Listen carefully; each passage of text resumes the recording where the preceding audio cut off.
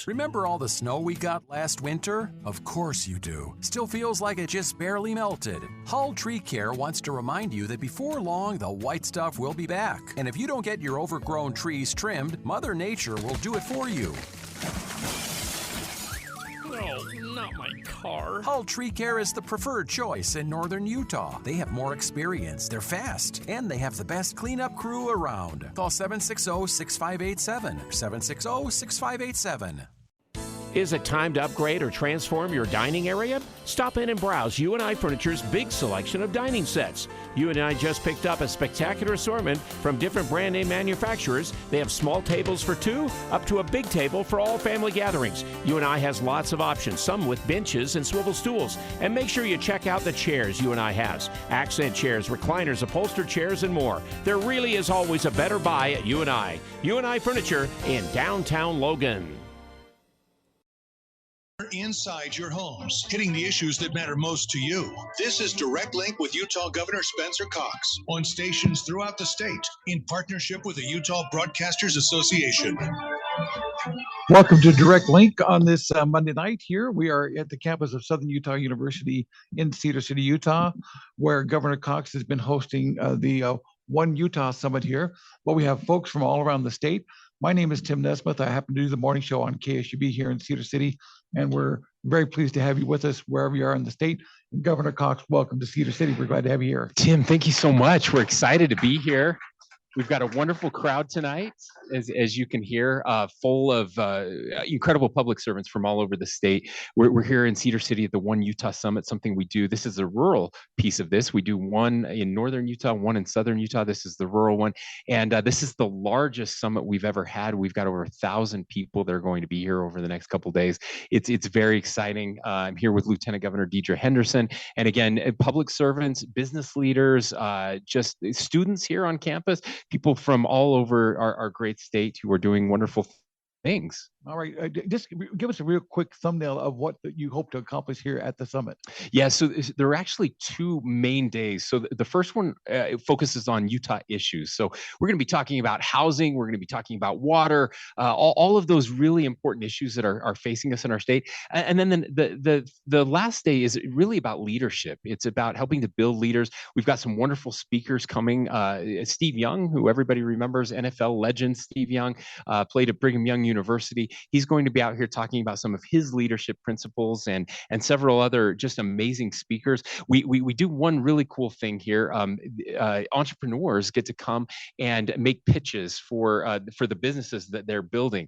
And we have cash prizes available, mentorships available. We have some leaders here. The State Bank of Southern Utah is sponsoring that. They're here today judging those, and they'll narrow it down. And then the finalists get to come up on the main stage and pitch their ideas in front of 1,000 audience members, and we'll select the winners from there. So really an exciting time.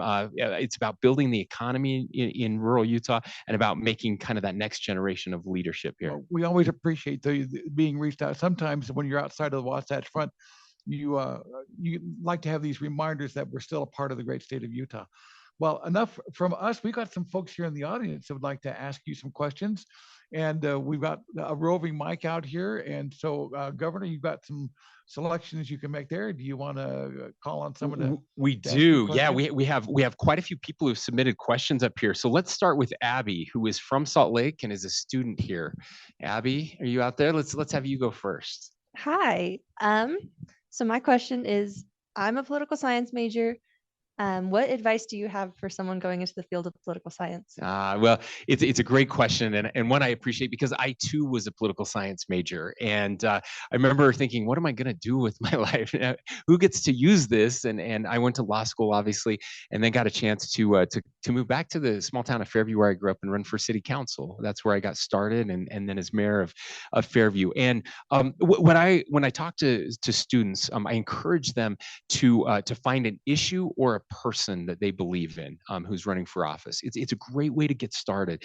That's what I did when I moved back to Fairview. There was a guy I knew who had grown up with, who knew my dad, who was running for the state legislature, and I decided to help him. So I volunteered on his campaign, and I learned so much.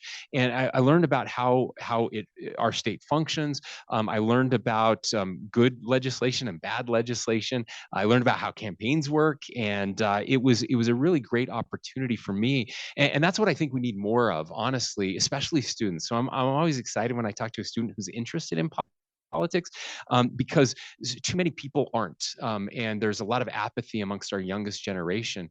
I think most people don't realize that the largest potential voting block in our state are millennials right now, and of course Gen Z's not far behind, and yet they're not the largest voting bloc because they don't vote.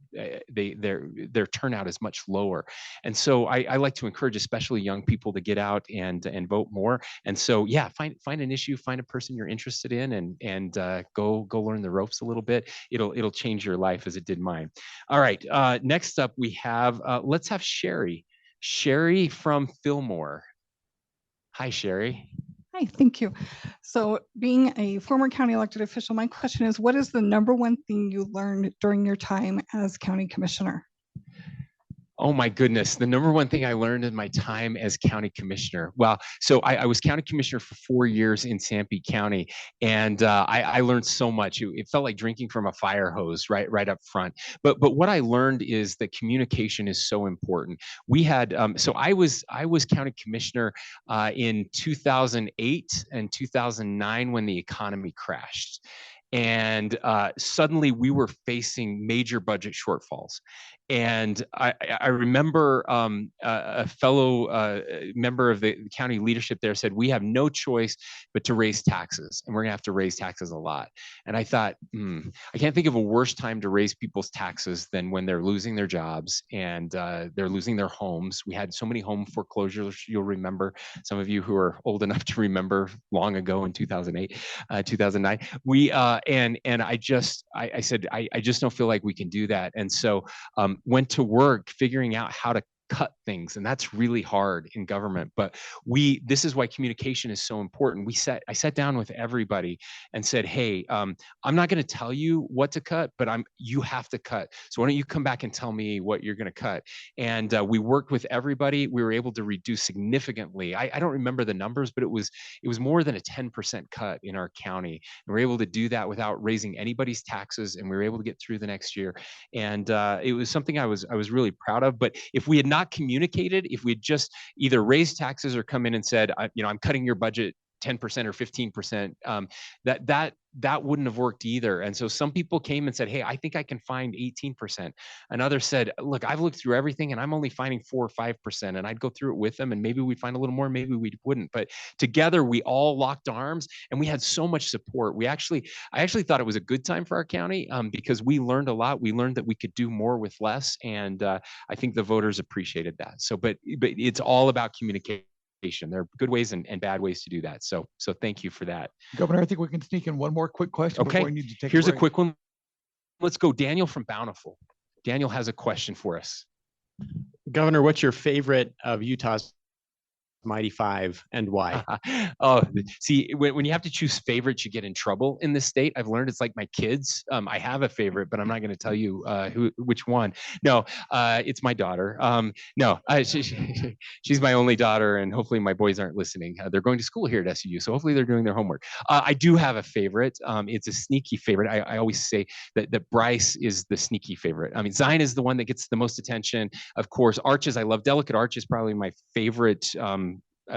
My favorite arch, but it's my favorite single location. But Bryce is the place where I feel it's a religious experience for me every time I go to Bryce. I love that place. It's incredible. It's so accessible, and I love Ruby's Inn. I love everything about Bryce and the whole Bryce experience. Yeah, I have to agree with you. When we first moved here to Southern Utah, everyone would come say, and we'd say, well, we could go to Zion, but we're going to go over to Bryce. So that's what we did. Governor, we appreciate your time. We're doing the Direct Link show. We're going to take a 3-minute break, stations. It's Direct Link from the Utah Broadcasters Association. Buy, build, and bank with your local financial experts, Bank of Utah, the two-time gold medal winning bank for Best of Northern Utah. With locations all over Cache Valley, Tremont, and Brigham City and the state, Bank of Utah has a branch near you. Bank of Utah offers personal banking, mortgage and commercial lending, trust and investment services at all branches, and mortgage services on 2nd North. Bank of Utah remains committed to helping neighbors flourish because together we are Utah. Find out more at bankofutah.com. Member FDIC, NMLS number 422914. To protect her home and family in a disaster, Karen was willing to wade through water, mud, and insurance paperwork. Yeah, I can do this. You go, Karen! By simply understanding and updating what her insurance covers and doesn't cover now, she'll be better prepared no matter when disaster strikes. Learn other simple ways to protect your home and family before a natural disaster at ready.gov. That's ready.gov. A message from FEMA and the Ad Council. Have reached the Sheriff's Department Civil Processing Division. Please hold while your call is transferred to Sergeant David Chapman. Get me record. This is Sheriff Chad Jensen. Fraudulent phone calls similar to this one have been received by many citizens in Cache County. The most common scams are asking for payment over the phone because of a lawsuit, civil bench warrant, or to post bail for a family member who has supposedly been arrested. They ask for payment in form of prepaid cards, gift cards, or money transfers, and if you do not pay, they threaten to arrest you. The Sheriff's Office does not take payment or ask for personal information over the phone. These types of scams often use internet phone numbers which are nearly impossible to track. If you receive a phone call of this nature, do not give out any personal information and hang up. Be cautious about the information you give out over the phone to make sure you are not the next victim of a scam.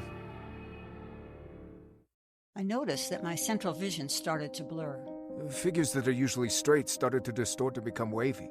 What are these little dark spots with blurring that I'm seeing? There's a blind spot like a blob over my vision now. Is my vision lost forever? Why did I wait so long to see a retina specialist?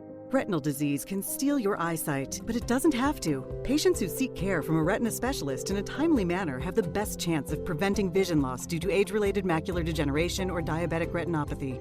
AMD symptoms to look out for are distortion or warping of straight lines, as well as blurred or loss of central vision. Patients with diabetic retinopathy should seek treatment if they notice the appearance of spots or floaters or blurred and distorted vision. Don't delay seeing a retina specialist. It's worth the visit to save your vision so you don't miss out on life's precious moments, like seeing your grandchild grow up, enjoying a sunset with that special someone, or reading a good book. Visit seeforalifetime.org. The station for news and talk. KVNU 610 AM and 102.1 FM.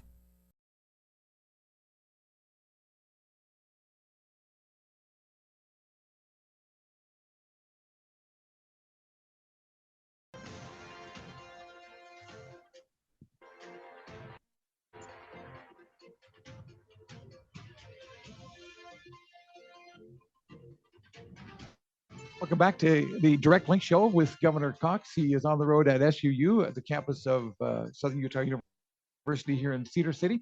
And we're taking questions from an audience. We usually would take phone calls from around the state, but Governor, we've got an audience member with members from all over the state of Utah, and we've already got someone ready with another question for you. All right, let's hear from Mike from Roosevelt. Thank you, Governor. With several of our power plants slated to be decommissioned or to be shut down here within the next decade or so, what are the state's plans to provide power over the next 10 to 15 years? Thanks, Mike. This is one of the big issues that does keep me up at night. It's something I'm really worried about.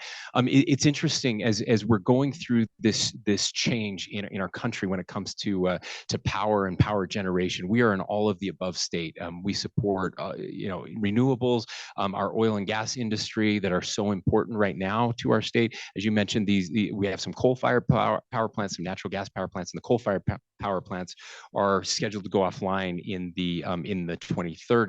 And as I've talked to the administration, to the Biden administration, and I pushed really hard on this, too many people, including people in leadership positions, don't understand the importance of baseload power, how important that is. We talk about solar and wind, and we have lots of solar and wind projects here in Utah. We're really proud of them and the great work that they're doing. But solar and wind do not provide baseload power. If the sun's not shining, the wind's not blowing, you need that baseload always. And again, right now, it's mostly coal in our state. And so we have to find a replacement that is reliable and cheap. right? We have the lowest power costs in the country last year. That's a big deal for us. That's good for our economy. As energy prices go up, that's a tax on all of us, especially the poorest, the most vulnerable. It really hurts them. And so we're looking at lots of different options. I think if you care about the economy and you care about the environment, you really have to talk about nuclear power. And we are. We took a trade mission to France. France is one of the worldwide leaders in nuclear power. We met with their nuclear power commission, talked about what they're doing there. There are plans to bring nuclear power plants into Utah, and so we're going to continue to work with them while also supporting our coal plants in the meantime. We just had a major groundbreaking right here in this part of the state. It's actually in Beaver County, just north of here, looking at geothermal power and the amazing work that's happening there. There's a federal project, the Forge project, that's been going on, and they found new ways to use some of the technology that we use to drill for oil, some of the fracking technology, and to use that technology and right here in our West Desert to get down to these geothermal where it's very hot, to pump water down through there and to create energy. And so we're really excited. That's $1 billion project that's coming into Beaver County, which is just huge for these guys. So there are exciting things on the horizon. And this is what I said at that groundbreaking. And we had a member of the administration, an undersecretary who was there from the Biden administration, and I was very clear and very passionate about this. And I said, look, we believe in renewable resources. We believe in cleaning up our air. We believe in doing what we can to prevent the climate from warming, but we have to do it in the right order. If you do it in the wrong order, you destroy your economy and you destroy people's lives, and that's not helpful at all. In fact, it will create a backlash. And so I'm passionate about this. I will always remind the president every time I see him that we have to do it in the right order. And if that means that we can't decommission a plant in 2030 or 2032, if we have to wait till 2038 to do that or 2040 to do that, that's what we're going to do in the state of Utah to protect our people and to protect our economy and to protect our energy resources. So we can do all of it in the right order, but let's not be dumb about it. Thank you. Would you take a follow-up on that? I would, Governor? absolutely. From the standpoint of what happened in the 60s and 70s, a lot of people kind of turned against nuclear power. Are those barriers coming down a bit? Yeah, they are. And thankfully so. Look, we haven't had a major nuclear disaster in this country, and we do have nuclear power plants here since, for years, for decades, right? And the safety processes that are in place make them so much safer than ever before. In fact, many of our other power generation resources are actually more dangerous now than nuclear. So we know we can do both, and we're prepared to do both. So thank you for that follow-up. Okay, we have another question from Lawrence from Hilldale. Lawrence is right up here in the second row. Lawrence. Thank you for your service. Thank you. Recently, the current administration designated a national monument in the Grand Canyon National Monument that has massive impact on the mining, milling, the ranching, the industry that are most affected are on Utah side of the border. Is there anything that Utah can do to support the Arizona legislature in resisting or repealing that? Yeah, there is, Lawrence. Thank you, and I appreciate you bringing that up. In fact, I'll tell you, when President Biden visited Utah, this was one of the first things I talked to him about. I told him how disappointed we were in the monument designation, and made it clear to him that we would be helping Arizona to fight this monument. So what we're doing right now, and we've had conversations with some folks in the legislature down there and others. Our public lands group is working on this as well, and that is we have filed a lawsuit and to challenge some of the monuments here. We're hoping that they will join us, and they will likely file their own lawsuit. Some of the counties down there, maybe the legislature, some others, and so we're gonna support them. They're gonna support us. We think we have an opportunity to take this all the way to the Supreme Court, and that's what we're going to do. A couple of years ago, actually, the Chief Justice of the Supreme Court, in a case that they decided not to take, for it turned out differently. The fact pattern was a little different, but he signaled in a written opinion there that he was concerned that the president was not following what the congressional legislation says they're supposed to do. The Antiquities Act, as it's called, it has to be the smallest area necessary to protect whatever it is that we're protecting. And these million-acre monuments, there's no way you can logically argue that they're the smallest area necessary. And so so he signaled that he's worried about that, which is in legal terms, as an attorney, I can tell you, is just a giant green flag that says, hey, bring your case right now. I would like to do something on your case. And that's what we're doing, and we're hoping to support Arizona in doing that as well. So thank you. Haley from Cedar City has a question as well. Haley, there's Haley, I think right there on the second row. Hi, in light of recent economic challenges, what initiatives or policies is Utah implementing to support job creation and economic growth? Yeah, thank you. So I did not plant this question, but if I could have planted a question, it would have been this one. As we're here at the One Utah Summit, we're going to be talking for a couple of days about all the amazing things that are happening in rural Utah. So there are several initiatives that we've done to change things since I became governor that I'm really excited about. One of them is just with state government. So it dawned on me, like, wow, I'm the CEO now of about 23,000 employees in Utah.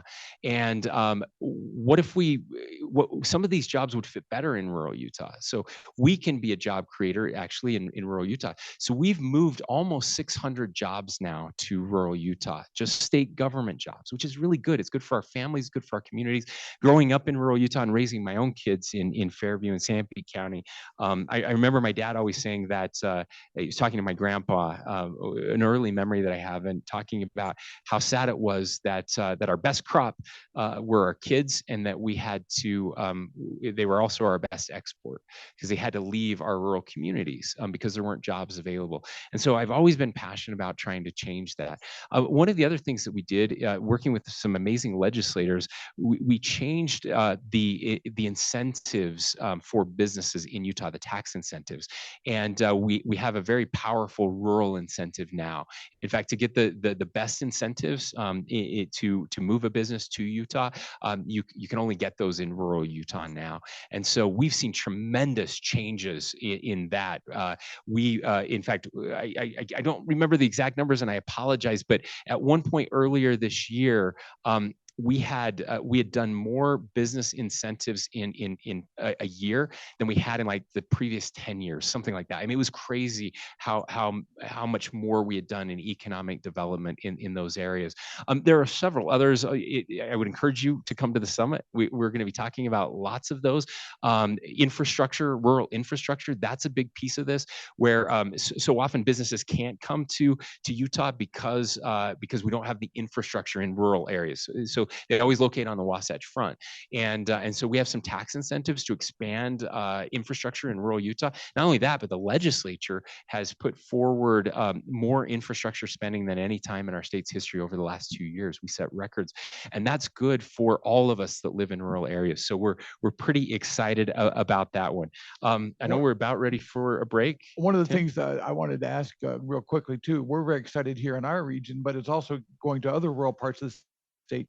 Is the Inland Port. Give us an update on that. Yeah, in fact, I just met with the Inland Port, and we did have a big announcement, kind of a groundbreaking of sorts here in just outside of Cedar City, that the Inland Port, which is in Salt Lake, of course, is now going to have a bunch of hubs all across rural Utah. So Box Elder in northern Utah, Cedar City here. They're looking at other places, looking out in Tooele.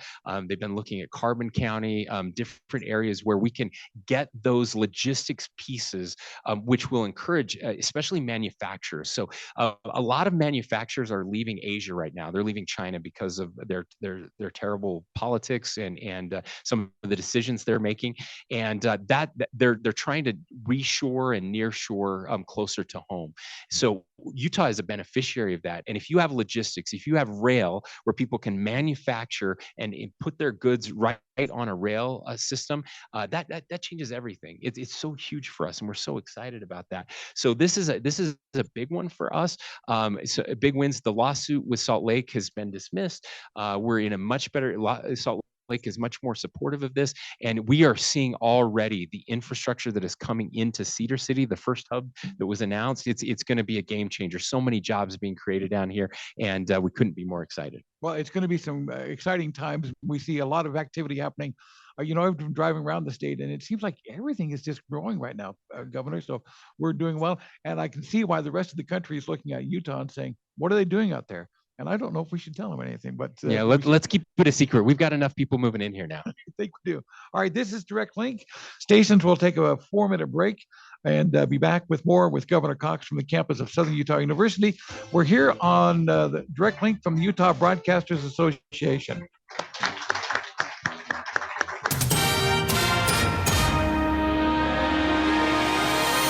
Good evening. I'm Bill Walter, KVNU News. A North Dakota Senate leader says a state senator, his wife, and their 2 young children died when the small plane they were traveling in crashed in eastern Utah.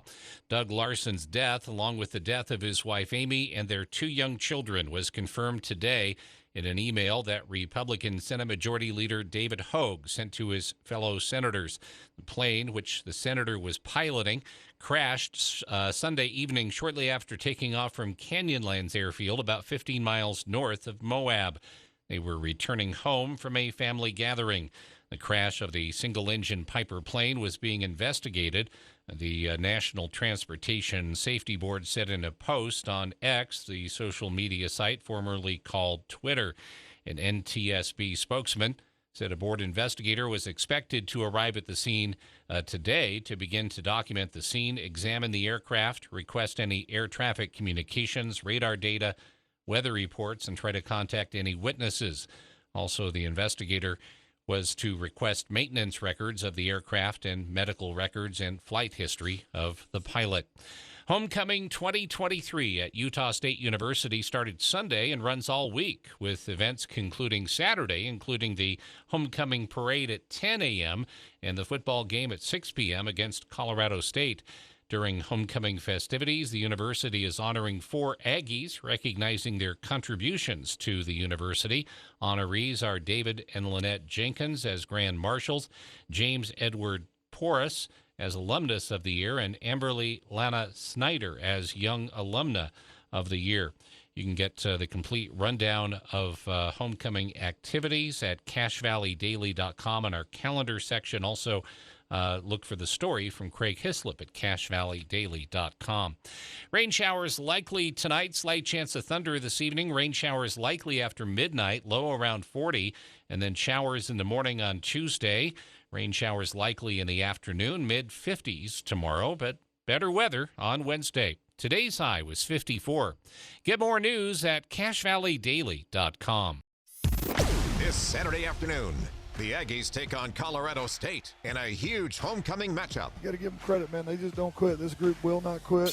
KVNU is your home for the best game coverage, with pregame at 4, kickoff at 6, and postgame and Aggie call immediately after the game. It's the Aggies and the Rams, Saturday on News Talk KVNU, the heritage home for the Aggies. Hey, that's one nice new bike, Josie. Yeah, birthday present. Rides really smooth, too. Oh, and I see you finally got a new helmet. I did. Bought it cheap online. Love those side wings.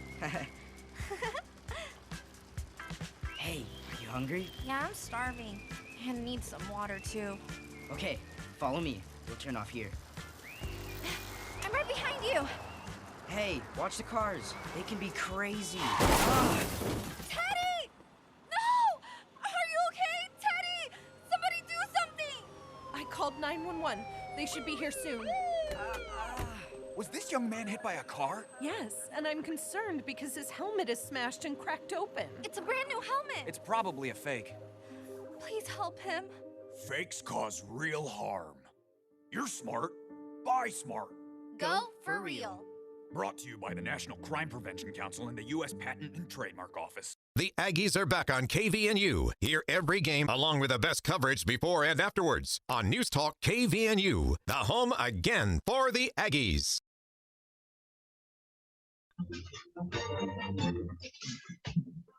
Thank you for joining us. This is Direct Link from the Utah Broadcasters Association. We're originating the show tonight from the campus of Southern Utah University here in Cedar City. And Governor Cox, you've got another question ready to take. We do. We have a question from Tessa in Colville. Hi, my question is, what made you choose SU campus as your rural office? Well, it's a great question because it's the best, right? Right? Yeah, we're here at SUU. No, seriously, we wanted to have we wanted to spend more time in Southern Utah because as I was running, I always talk about what we call the Payson-Dixon line, and that's that most people in Northern Utah, which is where most of the population lives, thinks that there's nothing past Payson until you get to St. George. It's like, I lived in Sampy, which is right adjacent. I mean, we touch Utah County, and people would say, "Oh, so you live down by St. George, right?" I'm like, "No, I live like 3.5 hours away from St. George," and so we wanted something closer to Southern Utah, and Cedar City was a perfect fit. You've had a couple wonderful presidents here. President Benson, Mindy Benson, has been with us all day today. She's amazing, and offered us some space down here to come, and it's been great. I will say I'm a little biased because I have 3 kids, my 3 sons who have come to SUU, and they love it here, and we love to spend time here. So it's been really good for us, and it keeps me grounded. It's really important. And I mean this for all leaders to get out of the office. And for me, that means getting off of Capitol Hill, getting out of the Capitol, spending more time in the rest of Utah. That reminds me, it helps me remember who I am, why I did this, and SUU has been the perfect spot for that. So thank you. And I do have one thing that I want to update from the last segment, just to say when I talked about economic development in rural Utah. So we've had a double the capital investment in 2023 than we had in 5 years from 2017 to 2021. So double the investment. I said we had as much investment as we did in 10 years. It was double in 5 years. So that's incredible. I never thought we would see numbers like that in rural Utah, honestly, in my lifetime, because I've been doing this for a long time, and it's pretty cool to see good things happening in rural Utah. Now we have some challenges as well, right? Growth. We mentioned growth, and we used to say growth is good, and it is. Actually, growth is agnostic. Growth can be good and growth can be bad. But we've been growing so rapidly that I know that many people are like, okay, I think we've grown enough, right? I know I feel that sometimes.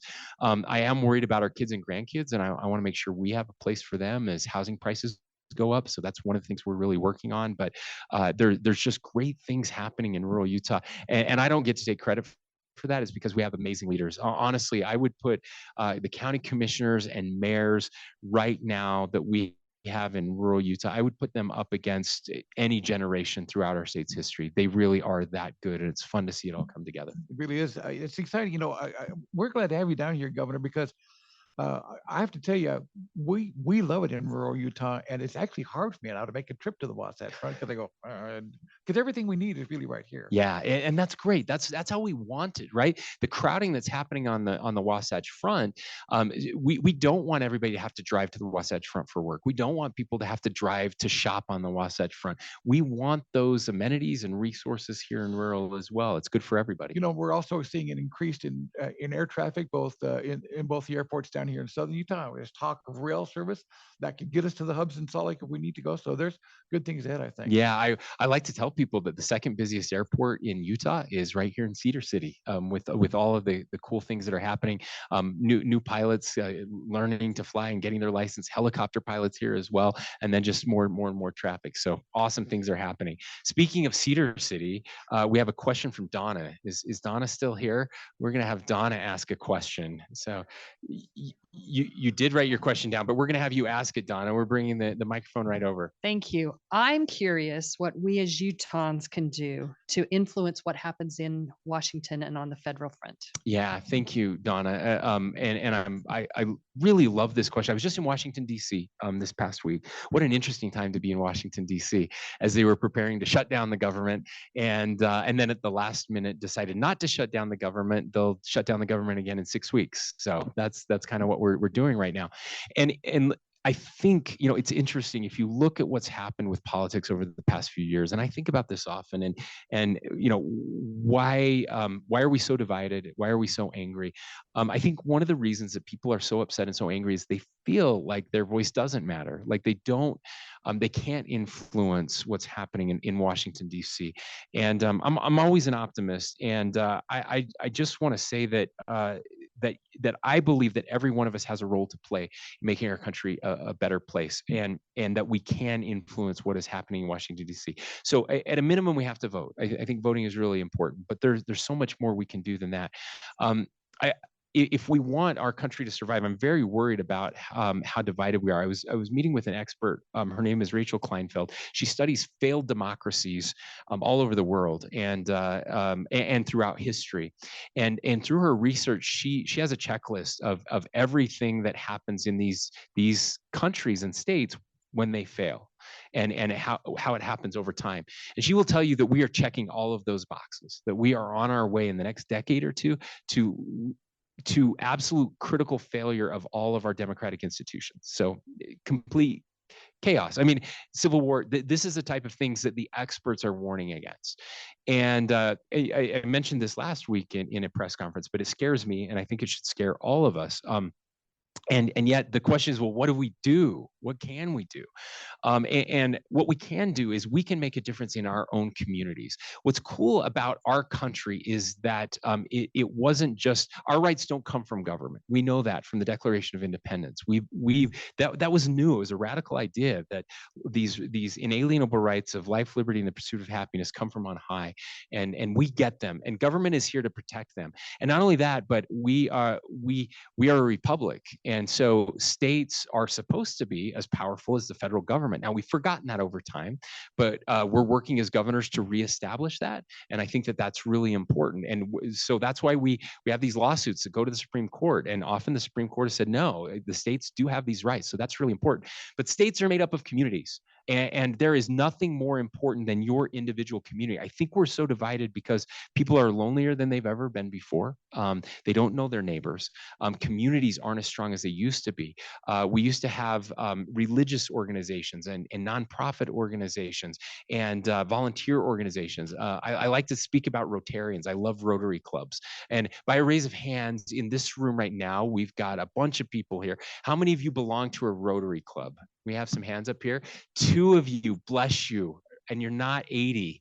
I love it. When I go to a lot of Rotary clubs, most of them are over the age of 70, and they used to be huge in our country. Lions clubs, Elks lodges, all these different organizations, and we've forgotten that a little bit. And what are we replacing those with? Social media, right? Amy Winder-Newton is here with us, who runs our Office of Family and is working on a really important social media initiative, because we understand that social media harms us and tears us apart. And this is where I think all of us can have an influence. And that is, get to know your neighbors, especially your neighbors who are different than you.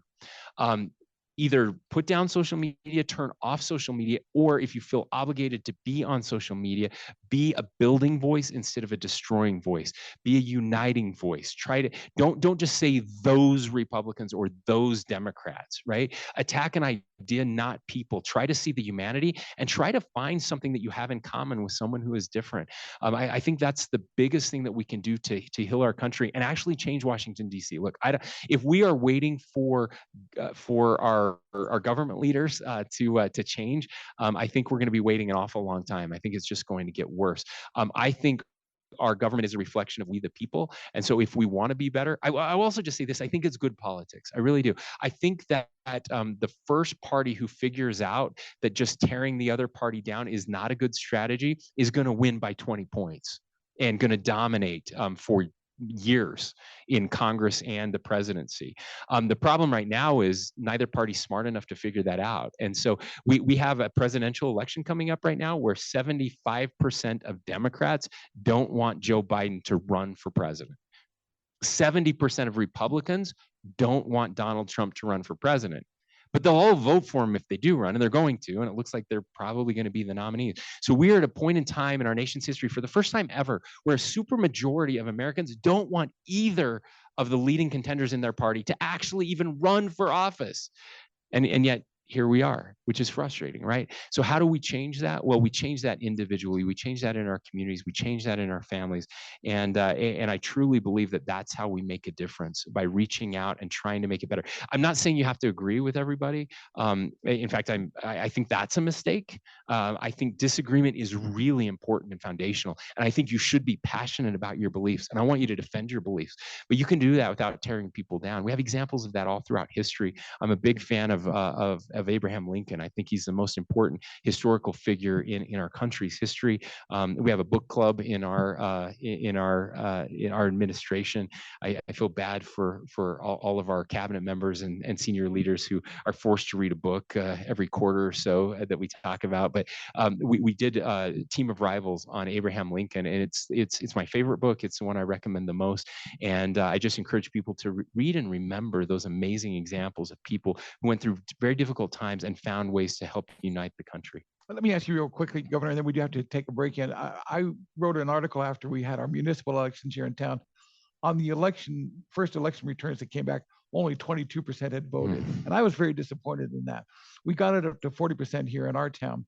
But don't you really think that the elections that matter most are the municipal and county elections, because these really are the people that will affect us the most? Yeah, I always say we have it backwards in the country. Everybody shows up to vote for the president, and then nobody shows up to vote for their city council or mayor or school board. And we used to say all politics is local. Unfortunately, all politics now has become national. But nobody has a bigger impact on your day-to-day life than your city council members and your mayor and your local school board. Those are the most important elections. I would love to see 90% turnout in those elections. All right, thank you, Governor. We are going to take our break. We'll be back from Cedar City, Utah. This is Direct Link from the Utah Broadcasters Association. It's fall at Anderson Seed and Garden. It's time to focus on your lawn so it's green and luscious this fall, but also next spring. Our experts will give you great tips and tricks to make it happen. We have soil activator, fertilizers, winterizers, weed control at truckload prices. Also, thousands of flower bulbs and garlic have arrived for fall planting. Over 150 varieties to choose from, including daffodils, tulips, and more. Come see what's new at Anderson Seed and Garden, 69 West Center in Logan. We are there in your community. Small business owners, mechanics, police officers, homemakers. And we are there serving our nation in the Air Force Reserve. When medical emergencies arise, in cybersecurity, when natural disasters happen, we are there in space. We are Reserve Citizen Airmen, and we are there with over 180 different jobs to serve your country. Air Force Reserve.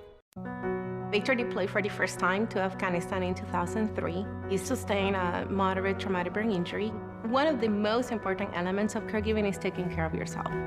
For many military veteran caregivers, their caregiving journey starts earlier in life and lasts longer. Visit aarp.org/caregiving for a free military veterans guide to navigate your caregiving journey and better care for your loved one and yourself. Brought to you by AARP and the Ad Council. My Shiro doesn't always wear a cape, but she always has time for a hug, a smile, for going the extra mile. My Shiro stretches every dollar, puts in long hours, puts others first. But now it's your time, Mom. When you're ready to retire, we want you to be able to enjoy it. Get free tips to help boost your retirement savings now at aceyourretirement.org/Shiro. A public service announcement brought to you by AARP and the Ad Council. What is dedication? My daughter started making necklaces. She makes what we call affirmation fashion. I tell her every day that your black is beautiful. Your black is beautiful. And if there's anything better than being beautiful, it's being smart. If there's anything better than being smart, it's being kind. And reaffirming that every day is our method of making sure her chin never drops. My dad wasn't around. And I remember riding a bike and falling off and cutting myself, and me never just wanted to get back on it. People ask, how your children learn how to ride a bike, and you didn't. I didn't teach them. I just created an environment where they taught themselves, and all I had to do was be there. That's dedication. Visit fatherhood.gov to hear more. Brought to you by the U.S. Department of Health and Human Services and the Ad Council. your station for the Aggies. News Talk KVNU, 102 FM, 610 AM, and on Alexa, Google, online, or the KVNU mobile app.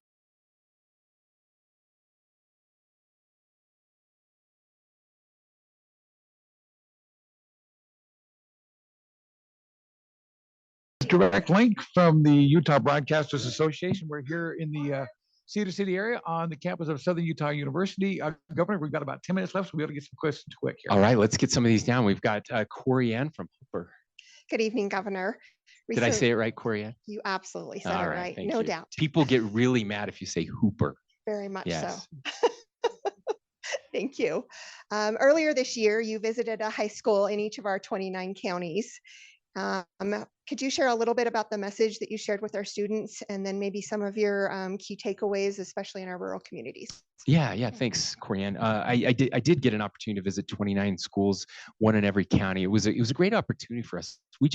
I love to reconnect. As I mentioned, it's good to get off Capitol Hill, and it was really fascinating to go to some of the biggest schools in our state and some of the very smallest. Again, when you're in Paiute, it's just a different feel. And so my message to them was that that things are not nearly as bad as you think they are. And you're hearing, I'm really worried about our younger generation, who all they hear, despite me just telling you that our country was going to fall apart in 10 years, but all that they hear about how terrible the world is, and climate change is going to destroy everything like next year, and there's no future for them, and that was a message I really wanted to share, is that we actually are doing things here in Utah, really important things that they probably hadn't heard about, and sure enough, they hadn't.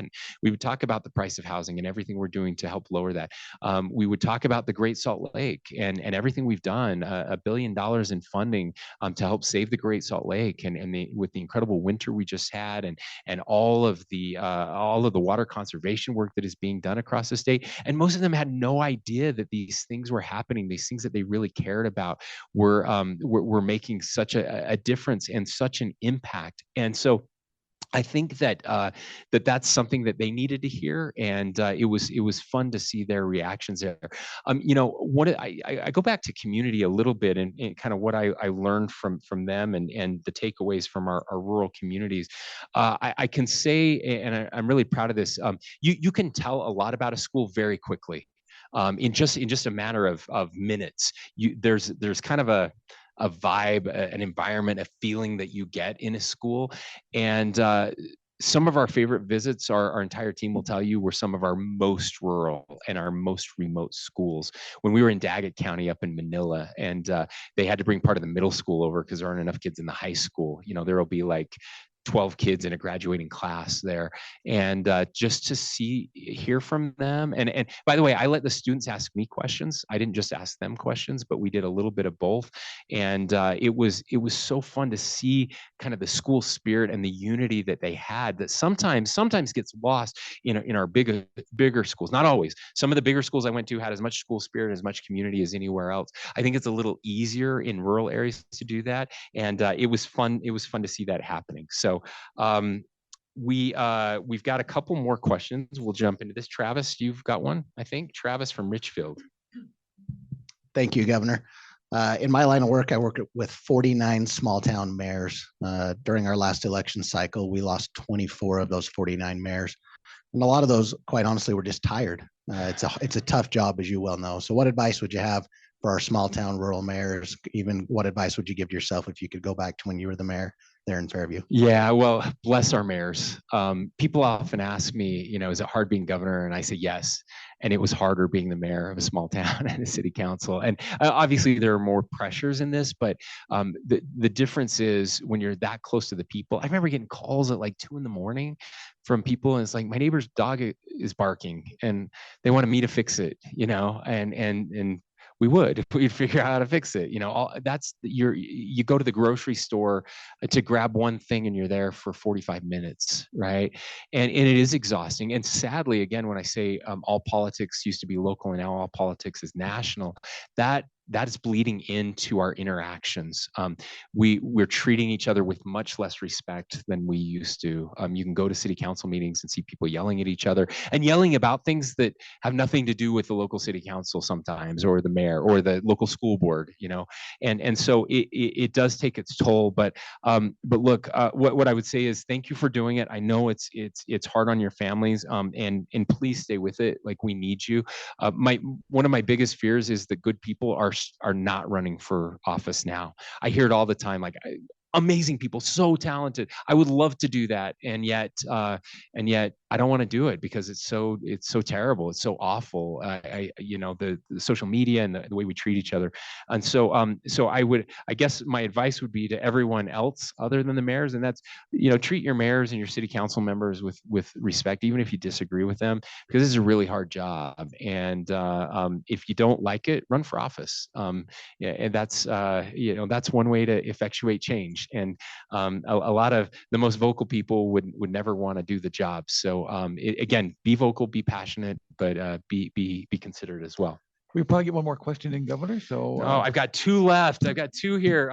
Sean, you're on the front row, so I'm going to let you do yours. So. Well, thank you, Governor. So this is a bit of a softball and a bit of tongue in cheek, which I know won't come as a surprise, but last year you were cajoled by some folks for the power of prayer, but I'm one of those who actually believes in it. And so my question was this: do you hope for as wet of a winter this coming year as we had this last year? And if so, should we start praying right now since it worked so well last year? Well, look, thank you for the question. So I do believe in the power of prayer. I really do. I don't think it's a coincidence that we had a record-breaking snowfall year. But I also believe that we have a duty to do our work too. And I said that in my State of the State. I said I ask people to pray, but even if God does not answer our prayers, then we have to do everything possible to save the Great Salt Lake, to conserve water, to make sure that we have enough for ourselves and for future generations. So yeah, I'm still praying for it. We could use another year like we had last year. Our reservoirs are mostly full, but Lake Powell is not, Flaming Gorge is not, and the Great Salt Lake is not, and we need those filled. So I'm hoping we have another big one in us, but I will say we're doing everything possible to preserve that. Do we have time for one more quick one? We got a couple minutes left. So okay. I want to get to the last one. Kaylee from Springville. Okay, my question is, if you were to run for governor again, what would you do differently? Yeah, well, Kaylee, thank you for that question, and I was hoping we could get that one last. I'm hoping to run for governor again next year. It's crazy to think that it's already. I'm looking at the Lieutenant Governor; she's shaking her head. It's been 3 years, and here we go again.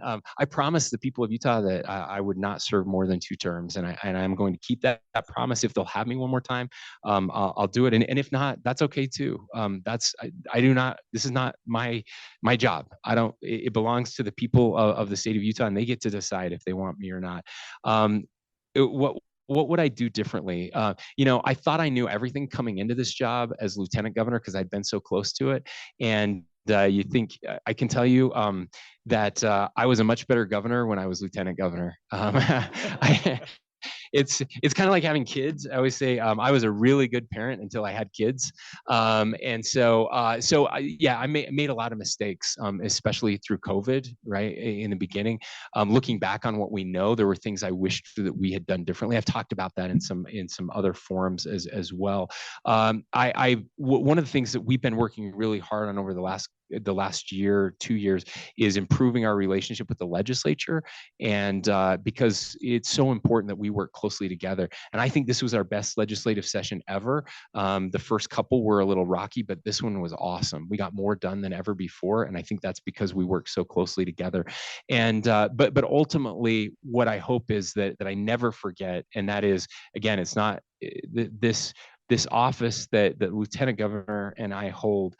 It's really sacred, and sometimes you get kind of used to it after a while, and I never want to get used to it. I said if I ever really start enjoying this job, then I've been there too long, and so it is hard, and I'm lucky. I feel like the luckiest guy. Anytime I start feeling bad about anything about my job, I just talk to any of the other 49 governors, and I feel so much better because we live in the very best state in the nation, and I've made mistakes, and I hope to be better next time, and then I hope to be done and you get somebody else. But thank you for the question. Thanks to all of you. Governor Cox, we thank you so much for taking the time to join us tonight here in Cedar City and throughout the state here on the broadcast. And we hope that you have a great stay while you're here, okay? Thanks, everyone.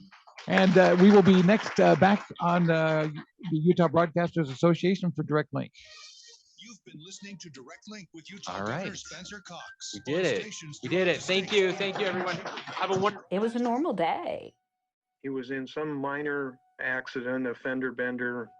And I had this impulse to call him, but I didn't because I thought I could call him later that week. He abandoned the car, he came home, and he shot himself without ever talking to anyone. When I came home that night and I found her, they told me that she had shot herself, and I couldn't believe it. I asked if he was okay. Taking a gun into your house for protection is a terrible myth. Once you pull that trigger, that's it. There is no coming back. 65 Americans a day die by gun suicide. Store your gun securely, locked, unloaded, and away from ammunition. Help stop suicide. Learn more at endfamilyfire.org. Brought to you by Brady and the Ad Council. When it's happening in Washington, when it's happening on Wall Street. That's the reason why we're going to continue, because I believe there is a cause here. News Talk KVNU.